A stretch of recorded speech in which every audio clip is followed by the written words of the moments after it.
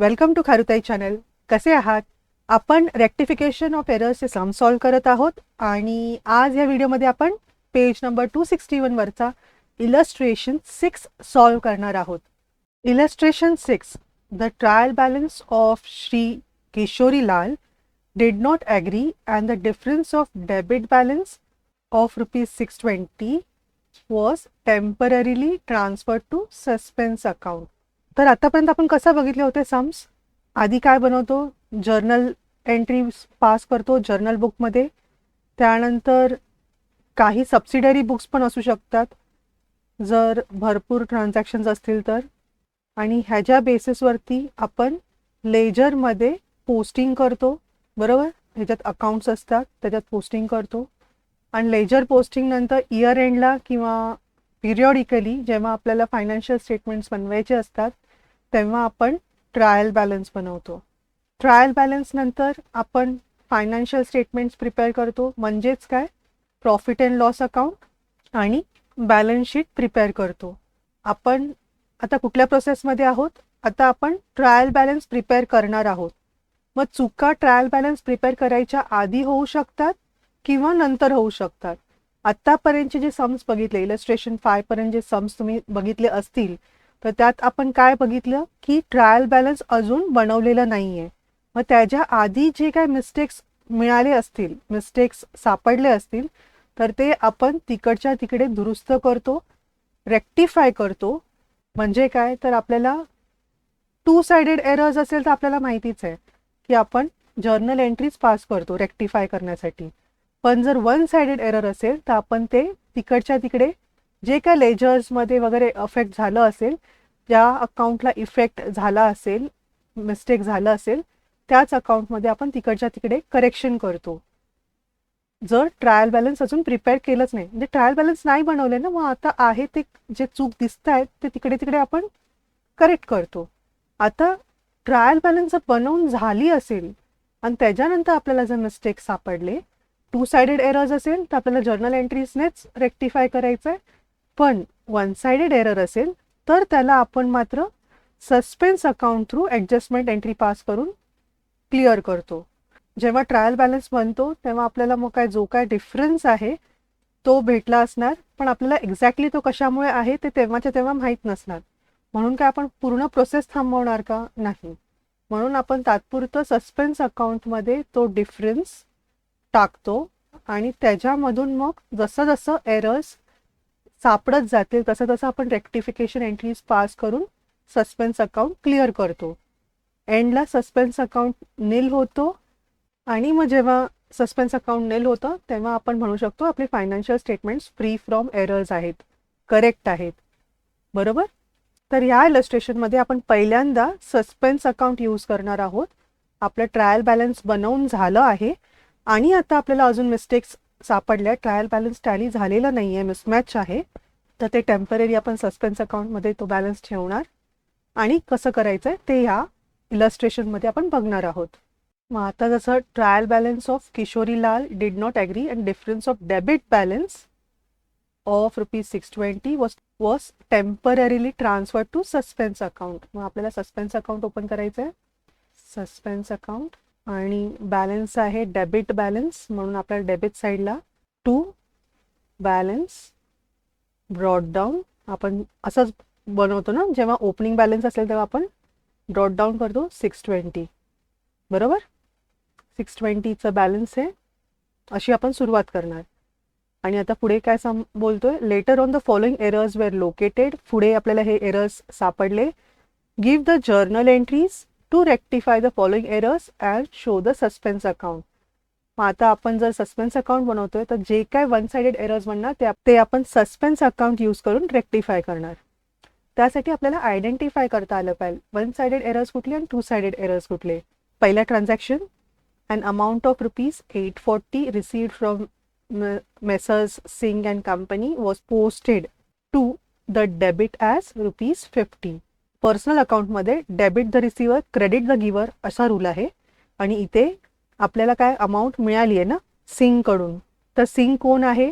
Singh giver of benefit आहे, तर आपण सिंगला क्रेडिट केलं पाहिलं होतं 840ने. हे करायला हवं होतं आणि आपण केलंय काय, पोस्टिंग करताना चुकून डेबिट साईडला पोस्टिंग केली आहे 50 रुपीज, जे रॉंग आहे. मग जे करायला हवं होतं त्याचे आपण क्रेडिट 840 करणार, बरोबर, 840. आणि हा डेबिट रिव्हर्स करण्यासाठी, हा चुकीचा डेबिट रिव्हर्स करण्यासाठी हे 50 रुपीज अजून क्रेडिट करणार. जे टोटल क्रेडिट आपण किती करणार, 890 ने क्रेडिट करणार. कुणाला, सिंगला. आणि जर सिंगला क्रेडिट केलं तर डेबिट कुणाला करणार, जे काय आपण रेक्टिफिकेशन करत आहोत ते आपण सगळे सस्पेन्स अकाउंट थ्रू रेक्टिफाय करणार आहोत. म्हणजे आपण डेबिट करणार मग शेवटी सस्पेन्स अकाउंटला, बरोबर. तर एंट्री काय बनणार, जर्नल ऑफ किशोरीलाल. आणि आपली एंट्री बनणार, डेबिट करणार सस्पेन्स अकाउंटला, suspense to MS Singh and company 890, 890, 840 correct credit करायचं म्हणून, प्लस 50 जे रॉंग डेबिट आहे ते रिव्हर्स करण्यासाठी क्रेडिट केलं म्हणून. असं आपण सिंगला 890 ने क्रेडिट करणार आणि उरलेली बॅलन्स आपण जे काही डेबिट बॅलन्स आहे ते सस्पेन्समध्ये टाकणार. नरेशन येणार, बिंग. नरेशन आपण नेहमी क्वेश्चनमधूनच उचलतो. Amount received from Singh was wrongly posted to the debit, now rectified. Being amount received from MS Singh and Company was wrongly posted to the debit, now rectified. Simple. आता बघूया transaction 2. ₹530 spent for repairs to the machinery were posted to the debit of machinery account. तर हा error of principal आहे आणि आपल्याला माहिती आहे repairs मध्ये दाखवायला हवे होते. रिपेअर्स आपण रिपेअर्स अकाउंटला डेबिट करतो एक्सपेन्स म्हणून. डेबिट द एक्सपेन्स या रूल प्रमाणे आपल्याला 530 ने रिपेअर्सला डेबिट करायला हवं होतं आणि आपण केलंय काय, आपण डेबिट कुणाला केलंय, मशिनरी अकाउंटला केलंय. आपण काय केलंय, चुकून त्याला कॅपिटलाइज केलंय, मशिनरीच्या कॉस्टमध्ये ऍड केलंय. आपण जेव्हा नवीन मशिनरी घेतो तेव्हा जे काय खर्च होतात ते आपण एक्सपेन्स डेबिट करतो, मशिनरीच्या कॉस्टमध्ये ऍड करतो, ॲसेटच्या कॉस्टमध्ये ऍड करतो. पण हा जो खर्च झालाय तो नवीन मशिनरीचा नसून रिपेअर्स अँड मेंटेनन्ससाठी जो खर्च झालाय जुन्या मशीनचा आहे, एक्झिस्टिंग मशीनचा आहे, त्यामुळे त्याला रिपेअर्समध्येच टाकायला हवं होतं. आता त्यांनी रिपेअर्समध्ये न टाकता मशिनरीमध्ये टाकलं तर आहे, पण ते सुद्धा चुकीच्या अमाऊंटने टाकलंय, 150 ने टाकलंय. म्हणजे मिस्टेक झाली आहे ती फक्त 150 रुपीजची मिस्टेक झाली आहे दोन अकाउंटमध्ये. मग जो बॅलन्स आहे 530 आणि 530चा, त्याच्यात आपण जर 2 मध्ये डिवाइड केलं 150 आणि उरलेली 350 प्लस 30 380, बरोबर. तर हे 150 रुपीजचं जे काय एंट्री आहे, तुम्ही जर ऑब्झर्व केलं तर आपण आत्तापर्यंत जसं सॉल्व्ह केलंय त्याप्रमाणे दोन अकाउंट्सला इफेक्ट गेलेला आहे 150चा एररचा. तर हा 150चा एरर जो आहे ना तो आहे आपला 2 साइडेड एरर्स, दोन अकाउंट्समध्ये इफेक्ट झालाय. त्यामुळे 150चा ॲक्च्युली जर्नल एंट्री आली असती नुसतीच. आपण काय केलंय, जे करेक्ट आहे डेबिट रिपेअर्स, इथे काय करणार आपण, रिपेअर्सला डेबिट करायला हवं होतं ना, repairs account debit to machinery account. हे जे नाही करायला हवं होतं ते आपण रिव्हर्स केलं असतं, डेबिटचं क्रेडिट केलं असतं आणि अमाऊंट जर सेम असती तर इथे सरळ आपण 150 लिहिलं असतं. पण इथे अमाऊंटचा पण मिसमॅच आहे, त्यामुळे नुसतं जर्नल एंट्रीने नाही होणार. जो डिफरन्स आहे 380 रुपीजचा तो 1 साइडेड एरर आहे.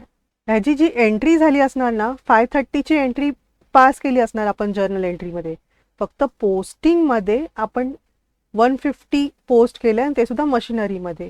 ते पोस्टिंगमध्ये एरर झाल्यामुळे 1 साइडेड एरर झालेलीच आहे to the extent of 380 rupees. मग आपल्याला तो जो डिफरन्स आहे 380चा तो आपल्याला सस्पेन्समध्ये टाकावा लागणार, बरोबर आहे. मग आपण रिपेअर्स कितीचे आहेत, आपण रिपेअर्स डेबिट कितीचे करायला हवे होते 530, इथे आपण लिहूया 530. आणि मशिनरीचं मिस्टेक काय केली आहे, मशिनरीला आपण डेबिट कितीने केलं आहे चुकून 150, तर त्याला आपण क्रेडिट करणार रिव्हर्स करण्यासाठी तो इफेक्ट. आणि मग जो उरलेली अमाऊंट आहे 380 रुपीज ते आपण सस्पेन्समध्ये टाकणार 380 rupees. Being repairs to machinery was wrongly posted to the debit of machinery account, now rectified. Repairs to machinery account were wrongly posted to the debit of machinery account, now rectified. Simple. आणि आता तिसरं transaction, discount of ₹25 allowed by Shah and company. Allowed by Shah and company म्हटल्यावर to us आपल्याला मिळालंय म्हणजे ते असणार income. जर आपण कुणाला दिलं असेल बाय अस असतं तर ते एक्सपेन्स असतं आणि हे आपल्याला मिळाले टू अस आहे तर हे इन्कम आहे. तर इन्कमला आपण काय करतो, क्रेडिट करतो त्या इन्कम अकाउंटला, डिस्काउंटला. मग आपण शाला काय करणार, ह्याची एंट्री काय झाली असती, शाला आपण डेबिट केलं असतं टू डिस्काउंट रिसिव्ड अकाउंट, बरोबर. डिस्काउंट रिसिव्ड अकाउंटला आपण क्रेडिट करतो. हे 25 अशी एंट्री झाली असती तर आपण शहा अकाउंटला काय केले, पोस्टेड टू देअर क्रेडिट, म्हणजे शहा अकाउंटला आपण क्रेडिट केलंय ₹25. करायला काय हवं होतं, करायला 25 हवं होतं, इथे डेबिट करायला हवं होतं, हे करेक्ट होतं. आता हे जे रॉंग झालेलं आहे ह्याला रेक्टिफाय करण्यासाठी आपण ह्याला अजून एक डेबिट करणार, बरोबर आहे. जे क्रेडिट चुकून पोस्टिंग केलं आहे त्याला रिव्हर्स करण्यासाठी, रेक्टिफाय करण्यासाठी आपल्याला ह्याला अजून एक डेबिट करायला लागणार. म्हणून टोटल अमाऊंट काय होणार, ₹50, बरोबर. मग एंट्री आपली कशी होणार, थर्ड ट्रान्झॅक्शनची ही एंट्री अशीच असणार आहे, शाह अकाउंट डेबिट टू काय, टू सस्पेन्स अकाउंट. एकच अकाउंटला इफेक्ट गेलाय ना, पोस्टिंगमध्ये एरर आहे म्हणजे एकाच अकाउंटला, शाह अकाउंटलाच फरक पडलाय. ही जी एंट्री आहे त्यातला हा जो क्रेडिट पार्ट आहे ह्याचं पोस्टिंग बरोबर झालेलं आहे, पण शहाला पोस्टिंग करताना डेबिट करायच्याऐवजी चुकून क्रेडिट झालेलं आहे, असा प्रॉब्लेम आहे. म्हणजे वन साइडेड एरर असल्यामुळे आपण त्याला सस्पेन्स अकाउंटमध्ये जो काही डिफरन्स झाला आहे तो सस्पेन्समध्ये टाकणार आहोत. ₹50, ₹50. एक करेक्ट अमाऊंटचं 25 आणि एक रेक्टिफिकेशनचं 25. बीइंग नरेशन काय, discount allowed by Shah and company was wrongly posted to their credit, now rectified. Being discount allowed by Shah and company was wrongly posted to their credit, now rectified. Okay. आणि आता आपण चौथा बघूया. चौथा मध्ये Chetan and company an amount of ₹730 paid to Chetan and Company was wrongly credited to Lalit and Company as ₹250. म्हणजे account पण error आहे, अमाऊंट पण एरर आहे, बरोबर. म्हणजे चेतन मध्ये आणि ललित मध्ये आपण पर्सनल अकाउंटला काय करतो, डेबिट द रिसिव्हर असं करतो ना.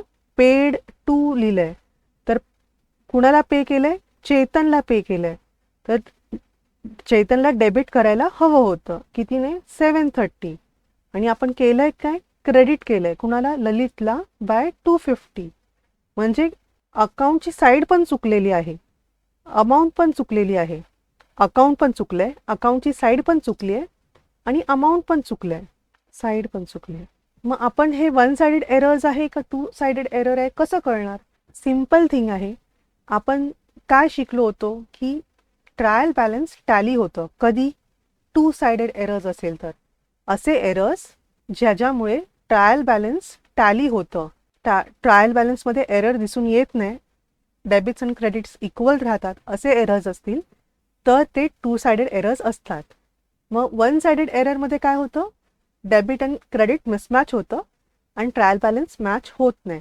मग आता इथे तुम्हाला अमाऊंटवरूनच दिसतंय, असं पण नाही की सेम साईड आहे. म्हणजे आता समजा हे क्रेडिटच्या ऐवजी 250 इथे असतं तर आपण असं म्हटलं असतं की हे 730 मधून 250 टू साइडेड आहे आणि बाकीची अमाऊंट वन साइडेड आहे.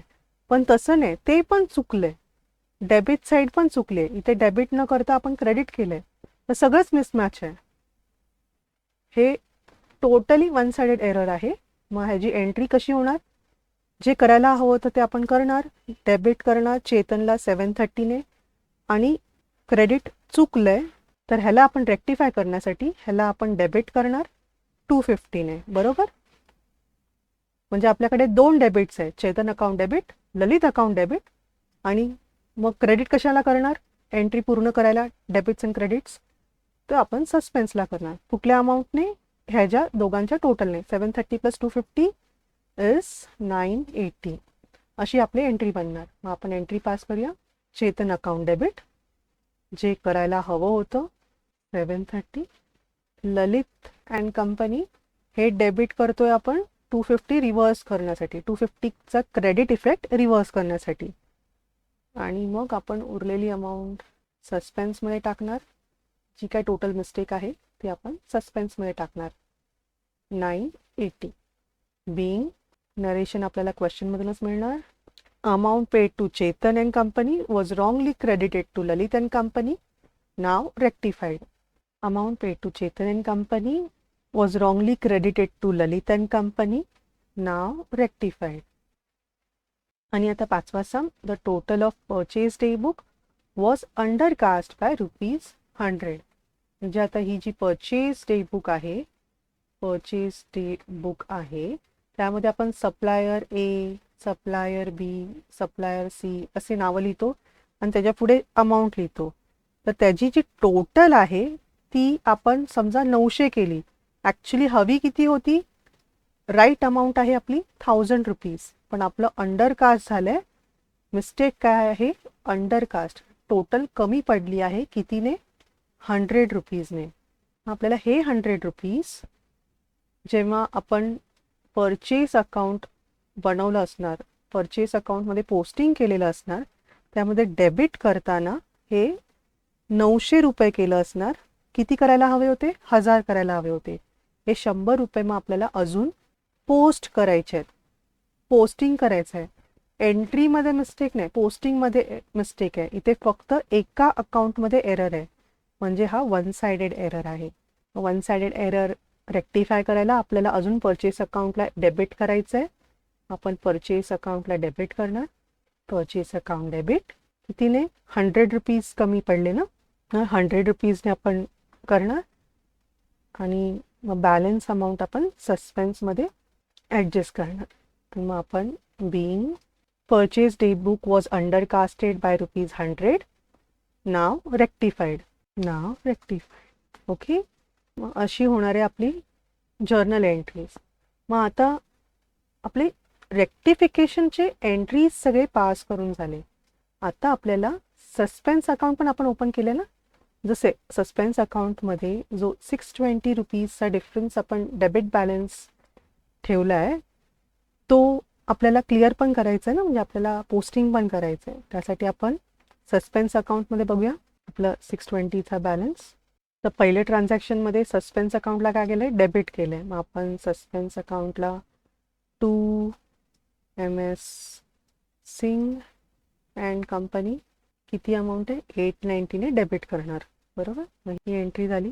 तर दुसरी सस्पेन्स काय करायचं, आपल्याला क्रेडिट करायचं. मग क्रेडिट साईडला आपण काय करणार, बाय रिपेअर्स. बाय रिपेअर्स 530 करणार का, नाही 380 करणार. किंवा आपण जसं डेप्रिसिएशन अकाउंटमध्ये केलं होतं ना, आपल्याला हे अमाऊंट नेट न लिहिता जर तुम्हाला असं पण लिहायचं असेल, बाय रिपेअर्स 530 आणि मग इथे 2 मशिनरी 150 असं पण लिहिलं तरी ते बरोबर असणार आहे. नेट इफेक्ट सस्पेन्सचा 380 होणार. बरोबर. मग ते पण बरोबर आहे. जसं आपण डेप्रिसिएशनमध्ये करत होतो ना, profit on sale of machinery, profit on sale of ॲसेटचे एंट्रीज कसे पास करत होतो तशा पद्धतीने, आय मीन पोस्टिंग कसं करत होतो तशा पद्धतीने. मग हे झालं 380. त्याच्यानंतर थर्ड आहे, आपण सस्पेन्सला क्रेडिट करतोय बाय शाह अँड कंपनी किती, ₹50. बरोबर. हे झालं. आणि त्यानंतर इथे आपण परत सस्पेन्सला क्रेडिट करतोय ₹980ने. 980 कसं करणार, बाय चेतन अँड कंपनी 730 आणि बाय ललित अँड कंपनी 250. अशा पद्धतीने आपली ही टोटल 980 होणार. ओके. आणि लास्ट पण क्रेडिटच आहे सस्पेन्सला. मग आपण इथे लिहिला बाय परचेस अमाऊंट असणार 100 रुपीज.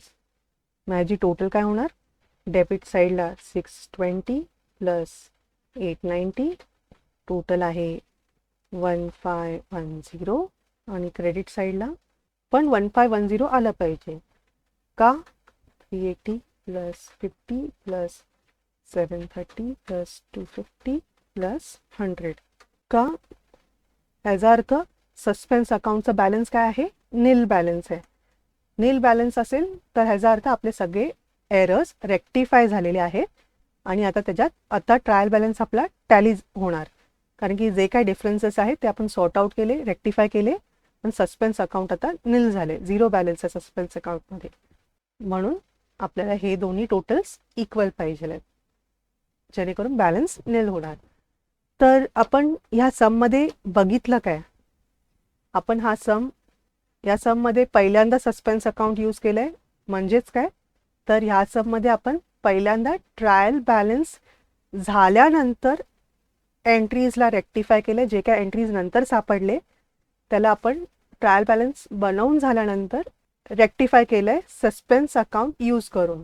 ह्याच्यामध्ये इम्पॉर्टंट थिंग काय आहे, तुम्हाला आयडेंटिफाय करता आलं पाहिजे की एरर 1 साइडेड आहे का 2 साइडेड आहे, आणि जो काय मग बॅलन्स उरेल, जो काय डिफरन्स आहे तो आपल्याला सस्पेन्स अकाउंटमध्ये टाकायचा आहे.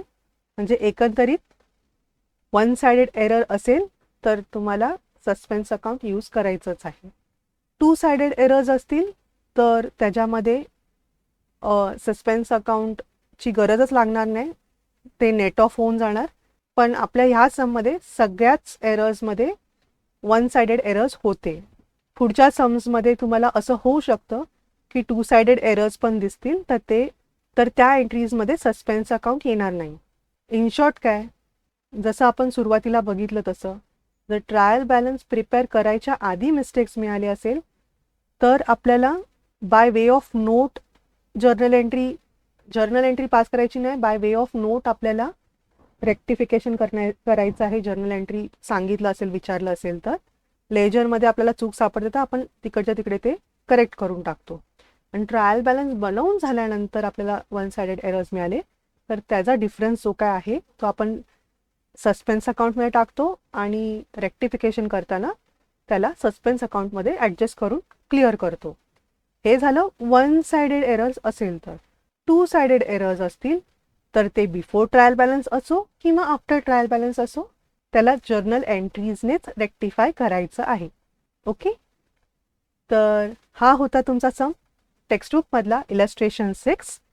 आणि तुम्हाला हा सम समजला असेल तर व्हिडिओला नक्की लाईक करा, तुमच्या मित्रांबरोबर शेअर करा आणि चॅनलला सबस्क्राईब केलं नसेल तर चॅनलला सबस्क्राईब करा पुढचे नोटिफिकेशन्स मिळण्यासाठी.